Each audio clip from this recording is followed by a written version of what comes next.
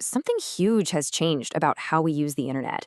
And what's wild is that it happens so quietly, you probably didn't even notice it was happening. We're right in the middle of this massive, unspoken shift in how we behave on social media. A big move away from, well, sharing our lives. But seriously, think about it for a second.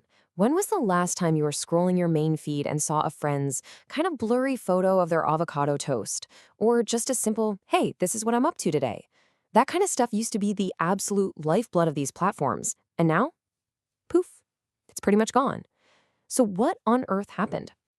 Well, the answer has a name, posting zero. It's this idea, this forecast, that for the average person like you and me, putting our personal lives out there online, it's just not worth the hassle anymore. The cost-benefit analysis just doesn't add up. So let's really dig into why that is. To really get a handle on where we are today, we first have to remember where we came from. So let's hop in the time machine and rewind the clock just a little bit back to what you might call the golden age of social media. I mean, it really wasn't that long ago that the whole game was oversharing. It was the norm. We posted everything, what we ate, where we went, who we were with, you name it. The entire point was to connect with our social graph, which is just a fancy term for the web of people we actually knew in real life. It was like we were all building this public digital scrapbook together in real time. So what broke the spell? Well, the shift was kind of slow, and then it happened all at once. The early 2010s, that was peak oversharing. But then, stuff started to happen. Things like the Cambridge Analytica scandal hitting the news in 2018. All of a sudden, we all got this collective privacy hangover. We had this jarring realization that our data wasn't just being shared with our friends. And that, right there, started making us pause and think twice before hitting publish. But that privacy scare, that was just the tip of the iceberg. The reasons we pumped the brakes on posting are actually pretty complex. So let's break down the three biggest forces behind what we're calling the great unposting. Okay, first up, our feeds have gotten unbelievably crowded. They're not just for our friends anymore. They are a full-blown content farm. Your simple photo of your dog now has to go head-to-head with super polished videos from professional creators, slick ads from huge brands, and let's be real, a growing tidal wave of AI-generated stuff. The personal just feels, well, out of place. Reason number two is that the reward just isn't what it used to be. Getting a like from a friend used to feel like a real, meaningful little pat on the back. But now, with feeds overflowing with content from strangers, the effort it takes to get a good photo, write a clever caption, it just feels kind of pointless. The incentives to share have all but vanished. And this one is a big one. The risk of posting has gone through the roof. Because of how the platforms have changed their algorithms, your post isn't just going to your friends anymore. It could be shown to anyone, anywhere in the world. And that just throws the door wide open to public judgment, misunderstandings, and sometimes just straight up online hate. That safe, cozy space we used to have, it's gone. Now, the engine behind all of this is a fundamental change in the technology. We've gone from a social graph to an interest graph. It used to be all about who you knew. Your feed was your friends. Now, it's all about what the algorithm thinks you'll like, and it doesn't care who posted it. And that's the key. The platform stopped prioritizing your friends and started prioritizing whatever content goes viral. And hey, the data completely backs this up. A study from Morning Consult just last year found that 61% of adults, that's a huge majority, are now way more selective about what they post online. We're all becoming our own little public relations managers, carefully curating everything.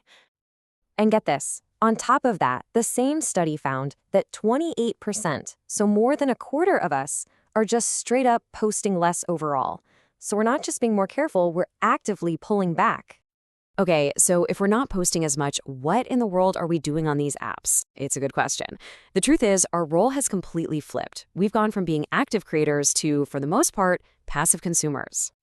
And don't get me wrong, we are still there. On average, we're still spending about 2 hours a day on social media, but we're mostly just consuming. We're watching funny videos, we're catching up on news, we're learning a new skill. The actual social part, the sharing, it hasn't vanished completely. It's just gone underground. It's all moved into these private, temporary spaces like stories, DMs, and those little private group chats. Our main public feeds, they're basically becoming ghost towns. Now, as you can imagine, all of us leaving the public square creates a massive, massive problem for the social media companies themselves. I mean, their entire business model was built on us giving them our personal content for free. So what's their next move? How are they adapting? Well, they're being forced into this huge pivot, and it looks like they have a new 5-step playbook. First, they're leaning even harder on advertisers to make money. Second, they're developing their own AI to create content to fill the void that we left behind. Third, they're building out more private messaging features to keep us socializing inside their walled gardens. Fourth, they're now in this endless battle against fake news and low-quality AI content. Some people call it slop, just to stop the user experience from completely falling apart. And finally, and this is a big one, they have to figure out how to target ads to us now that we're not handing them our interests on a silver platter anymore. So, where does this all leave us? Is this the end of social media as we know it? Not exactly. A better way to think about it is that this is a new chapter. It's actually a sign that our collective relationship with the internet is finally starting to grow up. And this quote from the source material just puts it all into perspective so perfectly. Perhaps mass sharing was just a short episode in the history of the internet. It makes you think, right? Maybe that whole frantic, oversharing decade wasn't the new normal at all. Maybe it was just a temporary, kind of wild phase. That's really the perfect metaphor for it. For years, we were all kind of drunk on the possibilities of virtual connection. But now, after seeing the dark side, the privacy risks, the social pressures, the trolls, we're all sobering up. We're being more intentional, more realistic about how we live our lives online. And that leads us to the final and most important question. We're clearly leaving the era of broadcasting our entire lives to the public.